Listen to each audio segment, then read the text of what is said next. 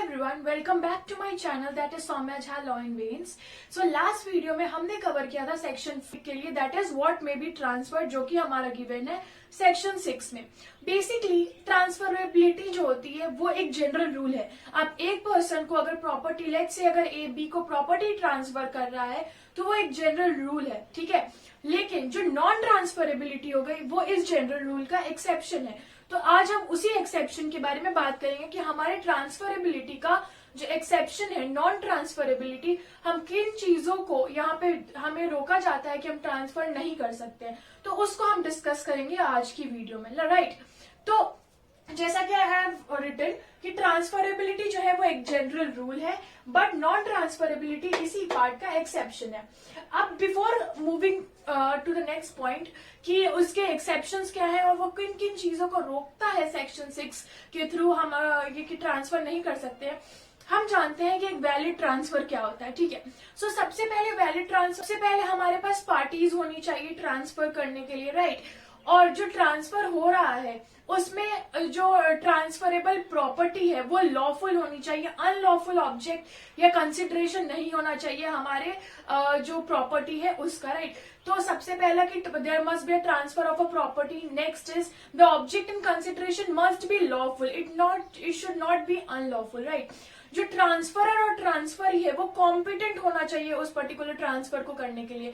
ये हमारा सेक्शन 7 में दिया गया है, हम फर्दर उसको भी पढ़ेंगे कि क्या क्या कॉम्पिटेंसी होती है या कि आप जब ट्रांसफर करते हो, ठीक है. कुछ बेसिक रूल्स है जैसे कि इंडियन कॉन्ट्रैक्ट एक्ट के जो हमने पढ़े हैं कि क्या क्या कौन पर्सन कॉम्पिटेंट होता है, तो बेसिकली वही फॉलो होते हैं, तो हम उसको भी लेकिन एक बार गो थ्रू करेंगे, राइट. तो ये सारी चीजें हैं कि एक वैलिड ट्रांसफर होने के लिए प्रॉपर्टी ट्रांसफरेबल होनी चाहिए, ऑब्जेक्ट या फिर जो कंसिडरेशन है हमारा, यहाँ पे जो अपना ऑब्जेक्ट या कंसिडरेशन है वो लॉफुल होना चाहिए, अनलॉफुल नहीं होना चाहिए. ट्रांसफरर और ट्रांसफरी जो है वो कॉम्पिटेंट होने चाहिए and it must be made according in the prescribed manner. तो ये तो बात हो गई हमारे वैलिड ट्रांसफर की. अब हम इसके नेक्स्ट पॉइंट्स पढ़ते हैं, एक्सेप्शंस, जो कि from clause A to I दिए गए हैं. Okay, so let's begin with our section, right? So section 6, as I told you कि start करने से पहले ही कि ट्रांसफरेबिलिटी हमारा जनरल रूल है एंड नॉन ट्रांसफरेबिलिटी इसी रूल का एक्सेप्शन है. ये बात कही गई थी मोहम्मद अली वर्सेस मदारी शाह के केस में, जो कि 1927 का. तो सबसे पहले हम बात करते हैं यहाँ पे स्पेस सक्सेशनिस्ट के बारे में.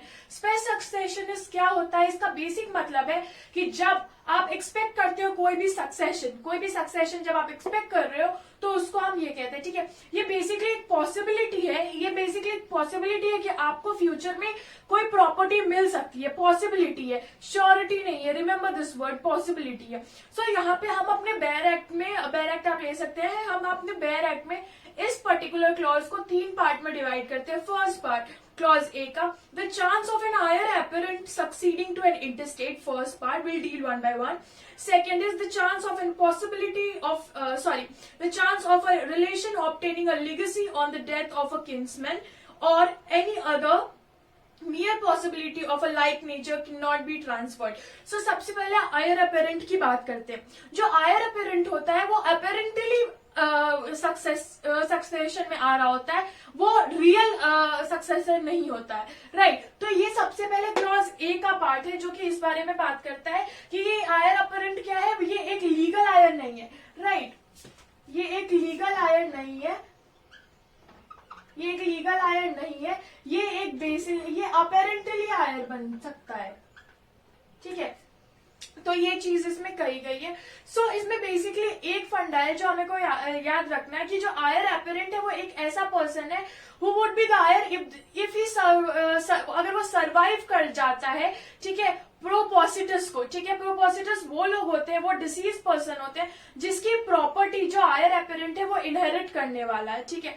तो अगर जो प्रोपोसिटस है वो if that particular person dies intestate, means कि अगर वो बिना विल बनाए हुए अगर उसकी डेथ हो जाती है विदाउट मेकिंग एनी विल, तब जो हायर होगा वो इनहेरिट करेगा उस प्रॉपर्टी को, ठीक है. तो सबसे पहला हमारा फर्स्ट वॉज क्या हायर एपरेंट का case. Next is the chance of a relation obtaining a legacy on the death of a kinsman. कि चांस क्या, अगर कोई पॉसिबिलिटी बन रही है कि अगर डेथ हो जाएगी तो आपको मिल सकती है, तो उसके बारे में हमारा सेकेंड पॉइंट बात कर रहा है. थर्ड पॉइंट बात करता है हमारा कि possibility of a like nature can not be transferred, कि आप ये एक्सपेक्ट करते हो कि कोई चीज होगा इन फ्यूचर तो वो चीज आपको मिलेगी, कोई सर्टेनिटी नहीं है। लेट्स से कि आपने बहुत सारे ट्रीज लगाए, ठीक है, तो वहां पे सर्टेनिटी नहीं है कि उस पे वो सारे के सारे फ्रूट बियरिंग ट्रीज ही होंगे, किसी में फल आ भी सकते हैं, किसी में फल नहीं भी आ सकते हैं, तो यहाँ पे एक अनसर्टेनिटी है। तो इस चीज को हमारा सेक्शन 6 कहता है कि you can not transfer those things, ठीक है। तो ये हमारे तीन क्लॉज ए का 3 पार्ट है जी, okay, you can deal one by one. So clause B says that a mere right of re-entry for breach of a condition subsequent cannot be transferred to anyone except the owner of the property affected thereby, right? तो किसी और के पास नहीं है accept जो owner है उस property का। ये बेसिकली लीज के केस में वर्कआउट करता है। ये जो राइट होती है वो बेसिकली लेसर के पास होती है, उसको कि वो यूज कर सकता है उस राइट को, ठीक है। अगर उसकी ब्रीच ऑफ प्रॉपर्टी हो रही है तो उस केस में लेसर के पास ये राइट होती है, राइट। तो इसमें कहा गया कि ये जो राइट है री एंट्री का, ये राइट जो है लेसर के पास है, right, against the lease of his property. किस चीज के लिए? अगर कोई भी ब्रीच हो रहा है एक्सप्रेस कंडीशन का, जो कि प्रोवाइड करते, ये कहता है कि अगर जो ब्रीच हो रहा है, जब भी अगर ब्रीच हो रहा है एक्सप्रेस कंडीशन का, तो उस सिचुएशन में लेसर जो है वो री एंटर कर सकता है। अब हम इस पे एक नॉर्मल सा इलस्ट्रेशन समझते हैं। ए ने बी को अपना लैंड दिया, बट ये शर्त रखी कि जो ए है वो, सॉरी, जो बी है वो वहां पे कुआं नहीं बनाएगा। इसी कंडीशन पे उसने उसको अपना जो लैंड था उसको दे दिया लीज पे।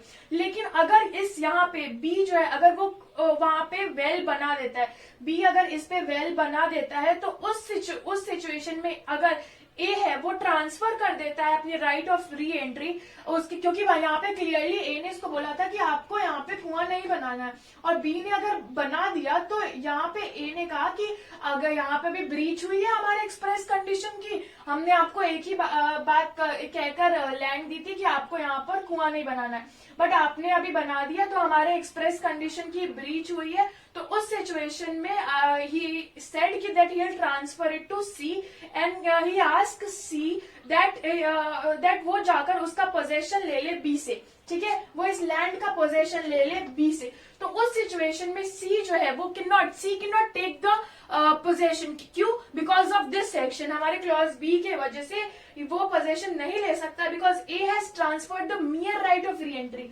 ए ने री एंट्री के राइट को ट्रांसफर किया है, जो कि ट्रांसफरेबल नहीं है, वो राइट बस उसी तक एग्जिस्ट करती है और किसी तक नहीं। So this is what okay. So हमारा क्लॉज सी है वो बात करता है राइट ऑफ ईजमेंट के बारे में।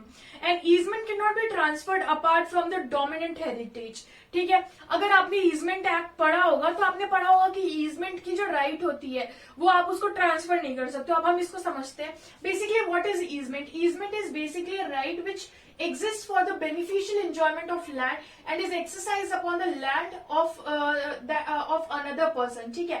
ये ईजमेंट का राइट होता है। तो ईजमेंट के राइट को आप ट्रांसफर नहीं कर सकते हो इस पर्टिकुलर चीज को। अगर हम सिंपल वर्ड्स में, अगर बहुत सिंपल वर्ड्स में बात करें तो एक हम इलस्ट्रेशन के थ्रू इसको समझते हैं, ठीक है।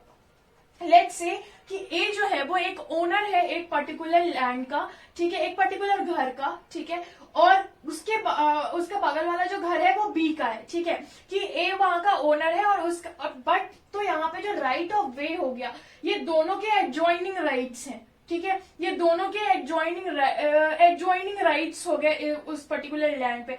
अब ए जो है वो ट्रांसफर कर देता है अपने राइट टू वे को ओवर टू सी, ठीक है, ए अपने राइट टू वे को ट्रांसफर कर देता है सी को। तो इस पर्टिकुलर क्लॉज के अकॉर्डिंग ए ऐसा नहीं कर सकता है, right. A can not do this because of the obvious reason that easement itself is not a property, ठीक है।